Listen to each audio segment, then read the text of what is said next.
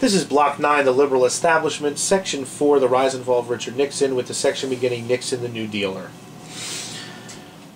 Richard Nixon, as much as he was detested by the liberal establishment, was in reality one of them.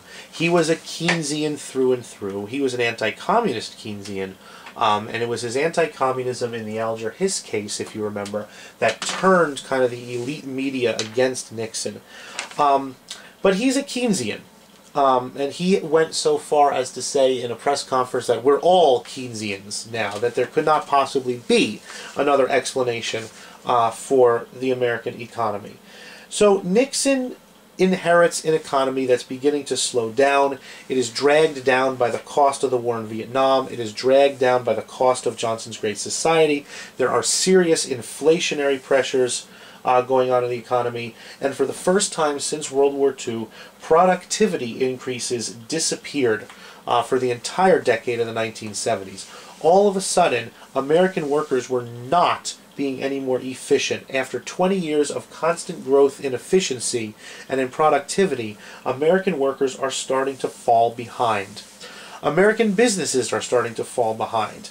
American industry at the end of World War II had the advantage of being pretty much the world's only surviving industry. That at the end of World War II, half of all the industrial output of the entire globe was in American factories. But in the 30 years since the war ended, German businesses, Japanese businesses were now starting to outperform American businesses in fields like steel. In fields like automobiles. All of a sudden, in the early 70s, this crazy new thing called a Toyota started appearing on America's roads. A Honda.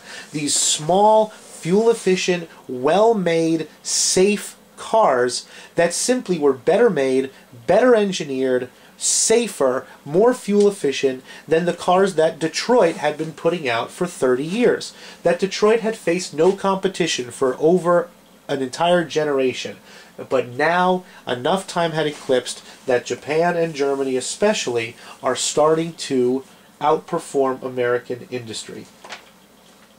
So how did Nixon respond? He's a Keynesian at heart. He expands programs that more conservative Republicans like Reagan and Goldwater denounced. He increased spending on food stamps. He increased spending on Medicare. He increased spending on welfare in a program called Aid to Families with Dependent Children.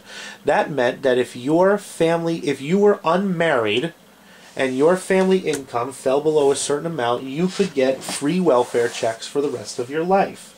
We're going to talk about the consequences of that in Block 11.